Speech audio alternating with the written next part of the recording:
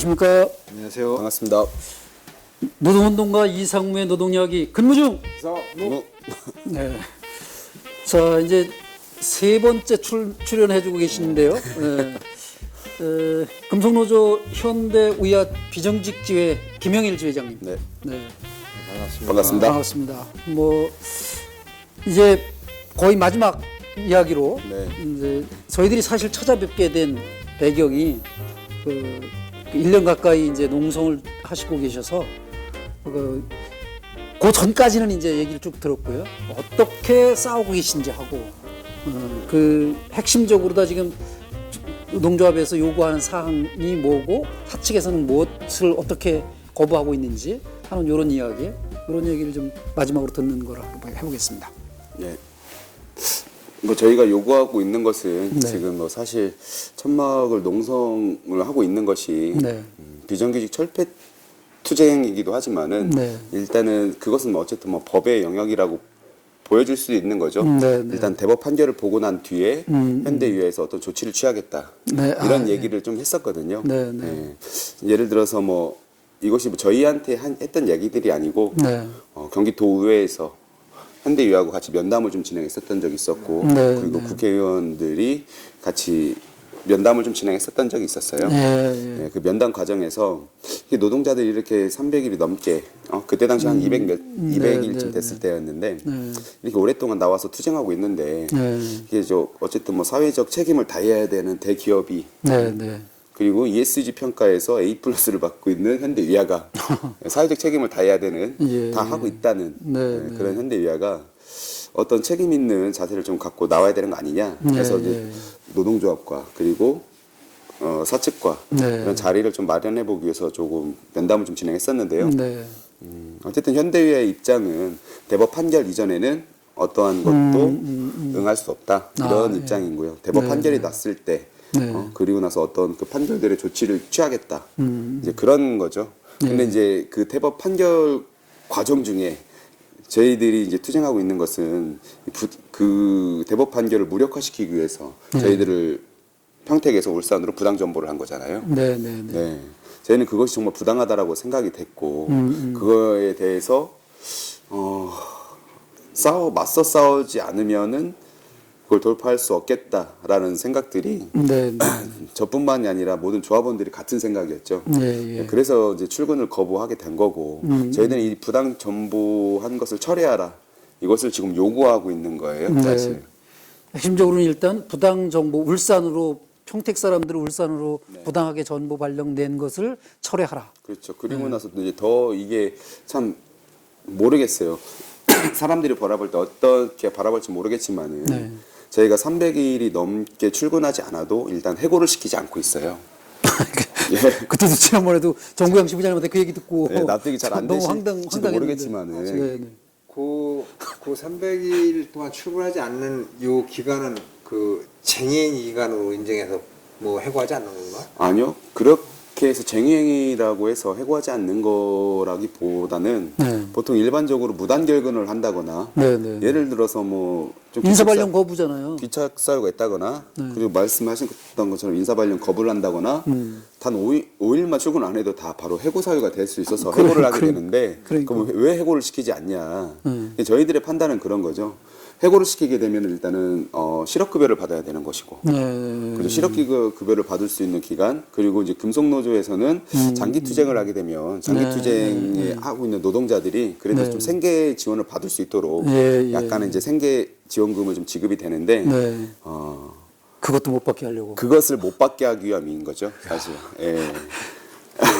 이제 그 보면은 내가 이제 그 법원 판결은 뭐 계속 뭐 대법 판결을 보자 보고 나서 하겠다라고 얘기를 하고 있지만 사실은 그 대법 판결 보기 전에 그 지금의 그 법원 판결을 무력화시키는 그 행동들을 지금 하고 있었던 거잖아요. 그렇죠. 예를 들어서 그 저기 자회사를 만들어 줄 테니까 소를 취하고 뭐 자회사를 만들어 줄 테니까 거리 가고 그러면은 소치하고 그러면 3천만 원 뭐 주겠다. 이게 사실은 법원 판결을 보자는 게 아니라 법원 판결을 무력화시키는 행동이 이미 이행이 된 거죠. 그런데 거기에 동의하지 않은 사람들은 한테 지금 또 다시 울산이라고 그 하는 그쪽에 전보 발령을 냈다고 하고 지금 이렇게 300일 넘게 하고 있는 이 행태가 어디 가서는 저기 경기도에 가서 얘기할 때는 대법원 판결을 보고하겠습니다 라고 얘기했다는 거가 이게 맞지 않는 얘기죠, 그죠? 네. 지금 이게 뭐 저기 말을 못 알아들어서 이 저기 뭐가 아니라 지금 하고 있는 행태들이 먼저 번에 만났을 때 지회장님이 이러저러한 얘기를 쭉 했을 때도 봐도 시간이 지나고 여러 가지가 바뀌고 사람이 바뀌어도 이 노동자업을 없애려고 하는 노동자업의 정당한 요구를 묵살하려고 하는 것들은 변하지 않고 지금 지속되고 있다. 그래서 여기 있는 노동자들이 300일 넘게 실제 경제력이 그 경제적으로 궁핍하게 이렇게 만들고 있는 그죠. 그 노동자들의 생존권을 볼모로 협박을 하고 있는 것과 뭐 거의 진배 없죠. 네. 거기 울산으로 발령 안 나신 분들도 결국은 300일 넘게 월급을 못 받고 있는 거잖아요. 울산으로 발령이 안 난 조합원은 없죠.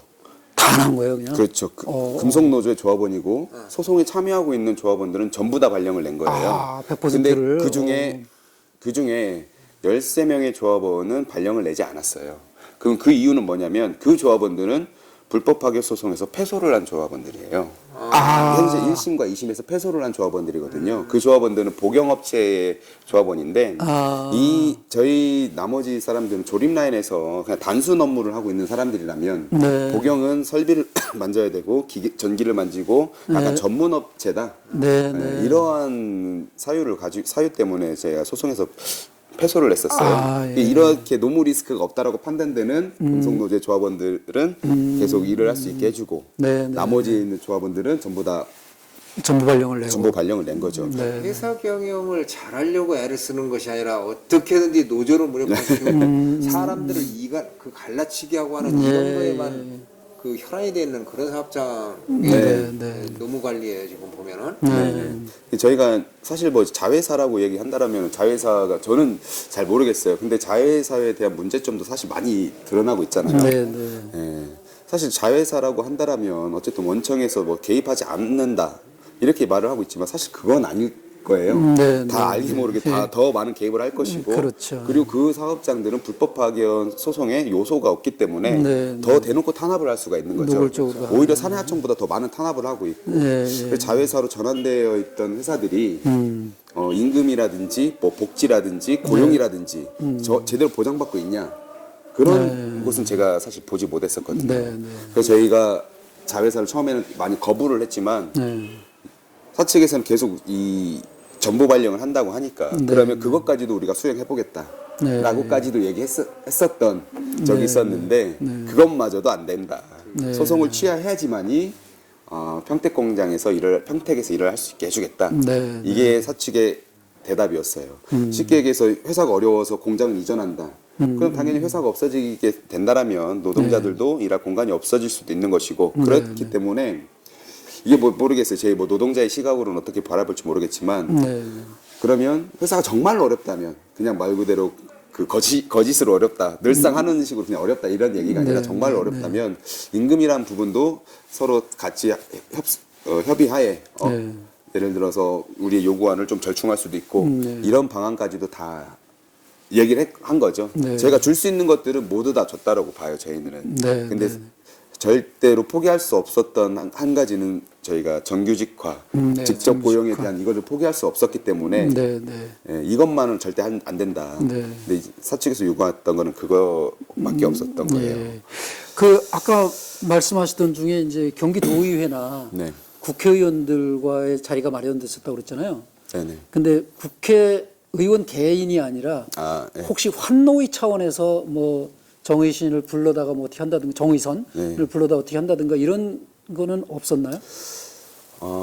한노위 차원에서는 없었죠. 그냥 그게 국회의원 개인이 이렇게 좀 만나서 이렇게 좀 했던 건데 정의당의 류호정 의원이 한번 만나서 이렇게 같이 이렇게 대화를 하고 나눴었던 적이 있었는데 제가 한노위 의원들하고도 국정감사를 진행을 했죠. 현대위의 이 불법 파견의 문제에 대해서. 근데 그때 당시에는 이 택배 노동자들이나 특수고용 노동자들에 대한 이슈가 굉장히 많이 이슈화 되고 예. 있었던 시점이었고 네, 네. 그러다 보니까 또 저희 불법 파견의 문제들은 이미 좀 식상한 문제, 이미 한물 지나간 이슈 뭐 이렇게 네, 되다 네, 보니까 국정감사에서도 별다른 그게 없었어요, 사실. 네, 네. 어찌 보면은 굉장히 악랄한 탄압을 하고 있고 이게 해고보다 저희는 더한 탄압이다라고 바라보고 있는데 네. 이게 사실 좀 이슈가 되지 못해서 예. 많이 알려지지 못하는 계기가 해고를 시키지 않았기 때문에 네. 이게 대우버스라든지 뭐 한국 게이츠나 여러 뭐 한국사년이나 이렇게 굉장히 좀 해고 당해서 그리고 네. 뭐 업체를 폐업하고 이런 사업장들이 많이 있잖아요. 네. 그런 사업장에 비해 저희 현대위와 비정규직 평택지회는 사실 굉장히 의미 있는 투쟁을 하고 있다라고 저희는 생각을 하고 있거든요. 네, 네. 여기는 비유해 보면은 이런 거예요. 그 어디에 나무가 심겨져 있는데 나무를 뽑아내면은 이게 문제가 있다라고 사람들이 생각하잖아. 네. 그 해골 시키면은. 근데 사실 나무를 심어놓고 고사시키고 있는 거 지금. 네. 여기다 물을 줘야 되는데 적당하게 수분이 공급돼야 되는데 그걸 안 주니까 나무는 서 있는 것 같은데 완전 고사시키고 있는 거잖아요. 말 그대로 300일 동안 부당 전보 발령 내고 300일 동안 임금이 없이 이렇게 생활하게 만드는 것. 그리고 밖에서 한 대짬 자고 싸우게 만드는 거가 이게 실제 이거를 뭐 저기 어떤 이슈보다 그 낮은 거다 이렇게 이해하면 안 되는 거죠. 그렇죠. 그 국회 환노위도 그렇고 실제 그 법을 집행하는 그 노동부나 이런 네. 기관도 그렇고 네. 이건 더 빠르게 그 적극적으로 네. 나서야 된다 이거는. 지금 말씀하신 노동부는 태도가 지금 어때요? 노동부요. 네. 아 정말 좀 벽에 대고 얘기하는 기분이죠, 사실. 저희가 고용노동부에도 걸려 있는 게 있죠. 네. 네, 저희가 이제 불법 파견으로 인해서 저희가 형사 고소 고발을 또 진행했었고요. 네. 예, 저희가 이렇게 예를 들어서 사실 집회하고 기자회견하고 이러한 것들이 네. 무슨 의미가 있냐. 이런 식으로 하게 되면은 자신들의 업무가 많아지게 되고 조사가 늦어지기 때문에 조용히 있으면 안 되겠냐. 이런 뉘앙스의 전화도 제가 많이 받았거든요. 노동부에서? 그렇죠. 투쟁하지 말라는 소리잖아요. 네, 그런 얘기들도 많이 들었었고요. 그럴 때마다 많이 좀 당황스럽죠. 예, 과연 저희가 노동부는 과연 어딜 위해 존재하는 것인가에 대한 의구심도 저는 예전에 그렇게 생각을 해본 적이 없었거든요, 사실. 네. 그래도 노동부라든지 뭐 권력자라든지 네. 그래도 힘없는 사람들한테 뭔가 도움이 되겠지. 다른 데는 몰라도 노동부만 그렇죠. 그렇게 생각을 했었는데 사실 그게 정말 쉽지 않더라고요. 진호위에 가서도 저희가 진호위에서는 이미 부당 정보에 대한 이게 패소를 했어요. 패소한 이유가 뭐냐? 근데 정말 말이 안 되는 것이 부당 노동 행위 그 지배 개입은 인정이 되는 것 같은데 인정이 되는데 이 부당 정보는 아니다라는 거예요. 아닌 것 같다라는 거예요. 판단이. 저희는 사실 납득할 수 없는 문제거든요. 누가 봐도 이거는 부당 정보고 부당한 대우인 건데 진실과 사실은 다르다. 이런 표현을 쓰시더라고요. 진실은 부당 정보가 맞는 건 같은데 이걸 법적으로 따져봤을 때 법리적으로 해석을 해봤을 때 이거는 위법은 아니다. 위법은 아닐 수도 있다. 아니다가 아니라 아닐 수도 있다. 이러한 얘기들이 사실 좀 있어서 좀 많이 당황스러웠죠. 저희가 그때 당시 조합원들과 같이 그 진호위에 가서 신문회의를 진행했었었는데 저희 조합원들도 이 정도 이렇게 진행이 됐다라면 이길 수 있는 희망이 있다. 이겠다. 이런 생각을 가지고 있었는데 그날 저녁에 그 결과를 받아보면서 좀 많이 실망을 좀 했었고 근데 뭐 저희가 뭐 그런 걸로 인해서 실망했다고 해서 뭐 투쟁을 그런 건 아닌데 오히려 더 투쟁해야 되겠다. 더 싸워야 되겠다. 이렇게 생각을 하면서 지금 이제 막 열심히 안 하는 투쟁이 없죠, 사실. 저희가 전체 조합원이 이제 18명의 조합원이 천막을 돌아가면서 24시간 지키고 있거든요. 로테이션으로 돌아가면서 지키고 있고 그리고 천막이 침탈당한 적도 여러분 있지 않을까 싶네요. 그 정도면. 천막을 침탈당한 적은 없어요. 침탈을 당한 적은 없는데 작년하고 올해가 굉장히 그 기상 변화가 좀 심했잖아요. 갑자기 느닷없이 장마도 굉장히 길어졌었고 뭐 홍수도 일어나고 눈보라도 많이 치고 그 천막이 그냥 날아가 버리거나 뒤집어져 버리거나 이 천막을 사수하는 것이 굉장히 좀 힘들었죠. 그 기후 때문에. 그쪽이 또 바람도 네, 센 지역이요. 바람도 굉장히 셌고요. 바닷바람이 네, 그렇게 해서 천막을 좀 지키고 그렇게 투쟁을 하고 있고 그리고 매일 아침 새벽에 저희가 6시부터 모여서 그 집회를 시작했어요. 네, 출근 투쟁을 하면서 그렇게 해서 그렇게 좀 투쟁을 해오다가 이 코로나 때문에 다 같이 모일 수 없는 상황이 됐기 때문에 이제 그때부터 지역에 다 나눠져서 평택에 한 6군데 거점을 잡고 매일 선전전을 지금 하고 있죠. 오히려 그렇게 밖에 나가서 선전전을 하니까 사실 그 평택 시민들한테는 더 많이 알려지게 되는 계기가 됐던 것 같아요. 제가 그 회사 앞에서만 집회를 하고 그렇게 해서 그냥 이 회사에 대한 항의만 했다고 치면은 별로 알지 못했을 것 같은데 지금은 이제 대부분의 평택 시민들은 알지 않을까. 그것도 진행을 하고 있고 그리고 대법원에 가서 대법 판결을 빨리 내달라는 그런 촉구를 하면서 그 대법 판결 촉구 이 1인 시위도 진행하고 있고. 그렇죠. 정말 고등학교는 고등법원 판결 난 지도 꽤 됐잖아요, 정말. 지금 이제 3년째죠. 그러니까요. 이게 대법에서 뭐 이거 간단한 것 같은데 쟁점이 없잖아요, 지금. 그렇죠. 저희가 1, 2심의 판결문을 보시면 아시겠지만은 이게 쟁점 사항이 하나도 없어요. 사측에서 반론한 내용들이 전부 다 판판이 다 깨졌고 그것이 다 1, 2심에서 다 인정이 됐었고 그리고 누가 봐도 이거는 불법 파견에 대한 요지가 굉장히 많이 있는 사업장이 본인들도 인정을 하고 있어요. 사실. 그리고 지금 세종시 중로위 앞에서 지금 농성하고 있잖아. 그게 이제 경기 진호위의 그 부당전복이나 부당전복권에 중로위가 있다는 중로위에 있는 거죠. 그래요. 그 말씀 쭉 들은 것 중에 이제 노조 탄압 사례 중에 지회장님으로 그 그러니까 당선, 뭐 아니면 추대, 뭐 이런 거 하시게 된 계기 이게 사측의 노조 탄압과도 좀 관련이 있지 않나요? 어떤가요? 그런 것과 관련 많이 있죠. 제가 이제 지회장을 해야 되겠다, 아니면 노조의 간부로서 뭔가 좀 나서봐야 되겠다 이렇게 생각했던 가장 큰 부분은 솔직히 사람 때문이었어요. 사람? 제가 예를 들어서 그냥 열심히 누군가 투쟁하는 사람도 없었고 그냥 물 흐르듯이 그냥 탄압 당하면 그대로 그냥 굴복당하고 이랬다라면 저도 똑같았겠죠. 근데 지금까지 맞서 싸워왔던 전 지회장도 있었고 근데 이 전 지회장 열심히 해왔던 사람들을 사측에서 매수된 사람들이 공격하는 모습 지금까지 한 식구였다가 동고동락했던 사람들이 어느 순간에 등을 돌리면서 누군가를 공격하는 이 모습을 보면서 어떻게 사람들이 저럴 수가 있을까. 그때까지 뭐 임원도 아니셨던 분이. 그렇죠. 그런 모습을 보면서 나라도 좀 도와야 되겠다라는 좀 마음이 좀 있었어요. 나라도 좀 나서서 누구 하나 나서지 않는 이 노동조합에 사실 쉽게 나서는 게 쉽지 않은 문제인데 나라도 나서서 좀 도와줘야 되겠다 이런 마음이 좀 먼저 생겼죠. 인간적인 그냥 뭐 동지애 이 정도네요, 사실은. 그렇죠. 그냥 그냥 동지애라기보다도 그냥 인간적으로서 해야 될 일과 하지 말아야 될 일에 저는 범주가 있다고 생각하는데 저는 그것을 넘어서는 모습들, 사람이 사람을 서로 믿었던 관계에서 이걸 배신하고 그 사람의 등에 칼을 꼽는다든지 이러한 모습을 보면서 나마저도 가만히 있으면 이 조합이 어떻게 될까. 그리고 우리가 그동안 7년 동안 싸워왔던 이 비정규직 철폐투쟁은 물거품이 될 수밖에 없다. 이러한 생각도 많이 들었고 그런 위기의식 속에서 뭔가 조금 나서서 해야 되겠다. 이런 생각을 조금 가졌던 것 같아요. 근데 그렇게 해서 취임하신 게 얼마나 되신 거예요? 지금 300일 넘게 1년 가까이 하시는데 지금 지회장 하신 지는? 지금 10개월째 된 거죠. 올해 그 달수로 치면은 제가 2020년 5월에 제가 경선에 나가서 지회장이 당선이 됐고 그 뒤로부터 이제 10개월 정도가 지난 것 같아요. 그 지회장 되면서 농성장이 꾸려졌네. 제가 지회장이 되면서 아마 제가 최초의 전국에서 제일 빠른 천막을 친 지회장이 되지 않을까, 당선 후에.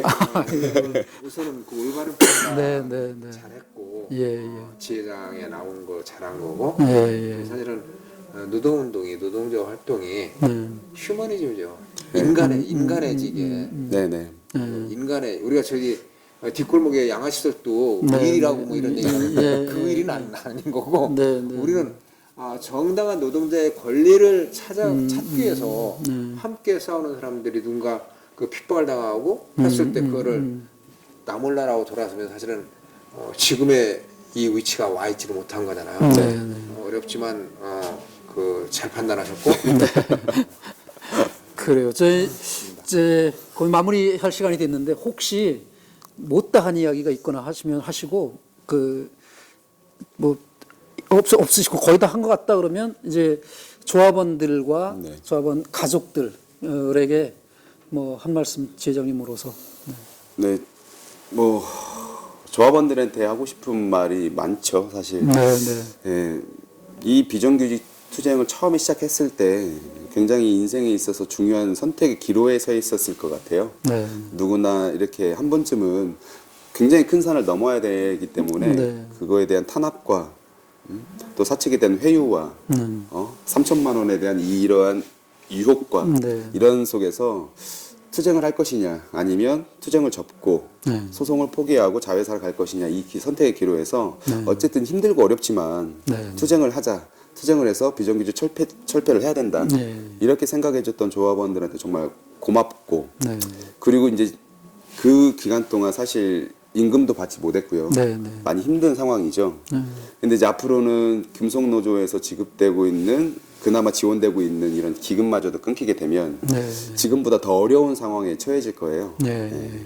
그게 처해질 수밖에 없는 상황이고요. 네. 그런데도 불구하고 투쟁을 포기한다거나 굴복하고 있는 조합원은 한 명도 없거든요. 그것이 너무나 고맙고 감사하고 지금처럼 우리가 다 같이 모여서 함께 힘을 모아서 싸워 나간다라면은 저는 반드시 승리할 수 있다라고 보고 그리고 저희가 반드시 승리해야지만이 네. 이 대한민국의 비정규직 노동자들이 받고 있는 불평등과 차별을 바꿀 수 있는 단초가 될 수 있다라고 생각하고 있기 때문에 제가 어떤 그런 사명감을 갖고 조합원들한테까지 뭐 이렇게 사명감을 가지라고 하긴 좀 힘들겠지만 그런 마음을 가지고 이렇게 좀 투쟁을 하고 있는 우리 저희 조합원들 대단하고 저는 자랑스럽다. 그리고 앞으로 더 당당하게 좀 투쟁을 해나갔으면 좋겠다. 그런 말을 좀 해주고 싶습니다. 네, 그래서 가족한테 말씀드리려고 했던 얘기는 가족들도 힘들잖아요. 네. 이 그 1년 가까이 또 앞으로 얼마가 될지도 모르는 기약도 없이 그 월급도 안 가져오는 그런 살림살이를 하신 분들이 많으실 텐데 네. 그분들께도 사실 지회장님으로서 그냥 위로라도 하시는 게 필요하지 않을까 싶어서 네. 부탁드렸던 거고요. 네. 그 한마디 더 네, 말씀드리겠습니다. 네, 네. 제가 이제 얼마 전에 저희 조합원 중에 하나가 네. 교통사고가 예, 난 조합원이 있는데요. 네. 고속도로에서 정체되어 있는 길에 이제 뒤에 있는 차가 와서 사중 충돌이 돼서 이제 교통사고가 났었어요. 아, 예. 당한 거예요, 본인이? 예, 그렇게 네, 네. 당한 거죠. 정체되어 있는 상황에서 이제 뒤에서 와서 예, 예, 예. 그렇게 된 거였는데 많이 다치진 않으시고? 예, 그렇게 많이 다치진 않았는데 차가 폐차를 할 정도로 폐차는, 되긴 했어요. 예, 예. 예. 근데 그 조합원의 자녀가 사실 좀 희귀병을 많이 앓고 있어요. 아이고. 예. 태어날 때부터 이 조합원의 그 아이가 네. 과연 살 수 있을지 없을지 이럴 정도까지 많이 이렇게 했었는데요. 지금 다행히 이제 우리 곁에서 잘 살고 있는데 네. 아직까지도 치료가 많이 필요한 상황인 거예요. 네, 네. 수술도 더 해야 되는 것이고 예, 예. 지금도 이 기도에 그 숨을 쉴 수 있는 그 기구를 장착해서 그 기도로 숨을 쉬고 있는 삽관이라는 걸 해서. 그죠 뭐 투수련과 뭔가 이렇게 네, 해서 하고 네. 있는 조합원이거든요. 근데 그런 상황에서도 열심히 이렇게 투쟁하고 있는 조합원인데 제가 이제 그 부모님하고 이제 같이 이제 만나게 된 거죠. 네. 그래서 그 부모님에게 제가 죄송하다 이런 말씀을 드렸었는데 아니다. 지금 지회에서 지금 지회장님이 하고 있는 이 투쟁이 맞다라고 생각이 들고 와. 그렇기 때문에 우리가 좀 힘들어도 좀 어려워도 참아내고 있는 것이다. 네. 이렇게 말씀을 좀 해주시더라고요. 예. 근데 그 얘기를 듣는데 정말 죄송했어요, 사실. 더 빨리 끝내주고 싶은 마음도 있고, 더 이렇게 해주고 싶은 마음이 있었는데, 이렇게 주변에서, 가정에서, 가정을 지켜주시고, 네. 이게 밖에 나가서 이렇게 투쟁하고 있는 분들을 좀 많이 안에서 내조해 주시고, 그럴 수 있기 때문에 우리가 이렇게 투쟁할 수 있다라고 저는 생각을 하고 있습니다. 네. 그래서 좀 힘드시겠지만 네. 예, 제가 반드시 투쟁 승리해서 네. 좋은 모습으로 좋은 결과를 만들어서 네. 꼭 정규직화 예, 네. 되는 모습으로 예, 그렇게 좀 만들어 보겠습니다. 예, 좀 힘드시겠지만 조금만 버텨주시기를 그리고 조금만 이해해 주시기를 좀 부탁드리고 싶습니다. 예. 중노위에서는 꼭 그 부당 전부가 좀 인정되기를 바라고요. 네. 대법원 판결도 빨리 나서 그동안 못 받으신 월급도 좀 받으셨으면 좋을 것 같고 여러분들이 그 1년을 넘기기 전에 좀 농성을 접을 수 있도록 저희 근무중 이상무에서도 네. 열심히 관심을 가지고 지켜보겠습니다. 네, 감사합니다. 예, 이상무 하고 위원님. 널리 알려내고 네, 하겠습니다. 네, 감사합니다. 힘내시고요. 네. 네. 자, 지금까지 시청해주신 여러분들께 감사드리고요. 금속노조 위야 비정직지회, 네, 현대위와 현대위야 비정직지회, 평택지회. 비정직 평택지회, 네. 네. 김영일 지회장님이었습니다. 시청해주신 여러분들께 감사드리고요. 여러분의 모든 일터에서 아무런 이상이 없기를 바랍니다. 근무 중! 상무